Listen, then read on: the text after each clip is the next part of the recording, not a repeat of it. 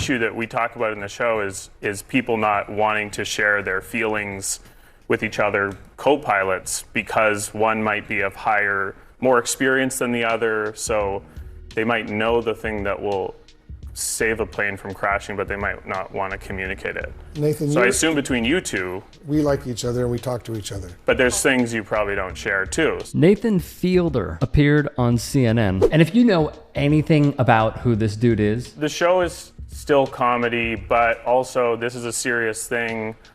But I've been just interested in commercial airline crashes just for a while, just as like a hobby. I sort of just read about them. You fly a lot? Like as a passenger? Yeah. Yeah, well, I fly normal, like planes, like everyone. So you're concerned about airline safety? He will always take control of any situation. I started to notice that they can always solve the technical stuff when a crash happens. You know, they work really hard to make sure that type of accident doesn't happen again. But for the human factor in communication, the thing keeps happening where there's miscommunication between pilots. So clearly there's concern. You lay it out in the show. We reached out to the FAA to see what it had to say about all of this. And it told us that it mandates all airline pilots and crew members to complete interpersonal communication training. And it says it isn't seeing the data that supports the show's central claim that pilot communications is to blame for airline disasters. Well, so I want to get you to respond to that, obviously. That's dumb. They're dumb. And here's the issue, is that they do, like I trained to be a pilot, and I'm a 737 pilot. I went through the training. The training is someone shows you a PowerPoint slide saying, if you are a co-pilot and the captain does something wrong, you need to speak up about it. That's all. That's the training. And they talk about some crashes that happened.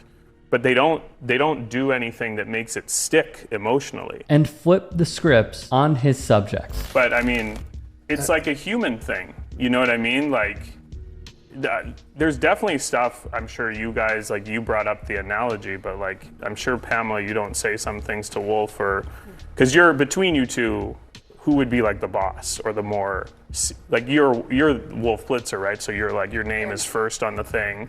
So I'm sure Pamela, at times you might not want to say, you know, oh, Wolf wants to do something, you don't think it's a good idea. You might not want to express that always. She's very blunt. We actually have a pretty, I understand your point. But you have to say that now. No. I know, but you don't want to say to Wolf, you can't, you know, as a journalist, you don't want to say, oh, I don't want to. She says that. She says it to you. Yeah. So maybe you're afraid to say something. Here's the great thing about Wolf is he very doesn't have an blunt with her, ego. too. Okay. He has no ego, but I take your point that like. I mean, Wolf's in movies and stuff. He's a big deal. He's There is no question. So that's intimidating. That can be intimidating. If somehow unaware this was the Rehearsal's second season, it was hard to top the first, and they may have done it. And it centered around Fielder's obsession with plane crashes caused by poor cockpit communication, specifically junior pilots, being afraid to speak up when their captain or their superior was making questionable decisions and flying their aircraft into fatal peril. In theory, writes Stephen Roderick of Rolling Stone, a junior pilot can take control of the airplane if they think their captain is flying dangerously. In reality, this is fraught with career-killing implications. To give one a hilarious anecdote, and even possibly, if you haven't already, a reason to watch this show. The comedian depicts Paramount Plus as Nazis after the streamer removed an episode of his show, Nathan For You, originally on HBO as well, from its platform due to what they called sensitivities around anti-Semitism. That's according to Variety. The show, which did debut in 2013 and is absolutely hilarious, ran for 4 seasons on Paramount's Comedy Central, thus being picked up by HBO. For the show, where you met with Democratic Congressman Steve Cohen. He's the ranking member on the House Aviation Subcommittee. That meeting apparently didn't appear to go very well. In a statement to CNN, the congressman said this, and I'm quoting him now. He says he's disappointed with that meeting, saying his team was told you wanted to talk about autism and the difficulties people with the condition could have in an airplane crash. He also says most of the substantive parts of your interview never made it in the show. What are you hoping to get from that meeting? What were you hoping to get from that meeting? And have you spoken with other lawmakers here in Washington? Well, I actually think that I tried to point out with similarities between autism, masking, and what is happening with pilots in the cockpit. And he is on the aviation subcommittee, so, and I think he works in that area too. So I was trying to draw a connection and really bring up this important issue. And, you know, it's disappointing that he's sort of saying this now, because like he still has an opportunity to tackle this issue. He's the ranking member on the aviation subcommittee. And so I don't understand why. I mean, honestly, to be honest, like he didn't seem to know a lot about, like when I brought up CRM, which is this issue, he didn't seem to really be like aware of it and the specifics.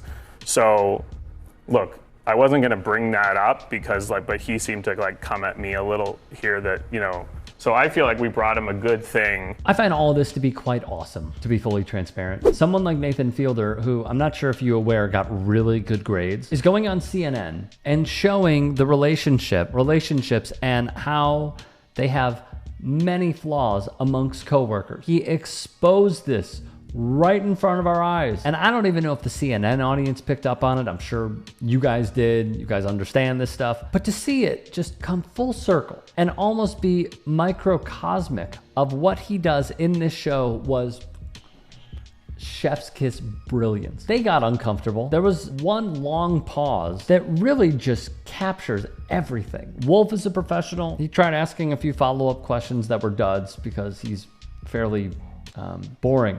But seeing the way that Pamela Brown tried complimenting Wolf and them saying, no, they give each other, you know, blunt responses back and forth, and they have a good relationship. Everything's fine. They very well may. And potentially it could be that when they are put under pressure like this, they might fold. Or we could have learned something, which is what I am leaning towards. It's also really odd that someone like Steve Cohen, who plays up himself as this funny caricature congressman, he'll put out a bucket of KFC when a Trump nominee or someone in a hearing doesn't show up to call them chicken. And yet he rails against Nathan Fielder. Granted, we do not know everything that happened in this meeting, but he rails against Nathan Fielder when Fielder explains himself and why he brought up some of the things he did in that meeting. So it's alarming. It's also alarming that it feels as though the communication aspect of flying keeps getting downplayed. And he also showed everyone on how the FAA is falling short. And what did they do? They went after. They said he's wrong. I don't know, man. This is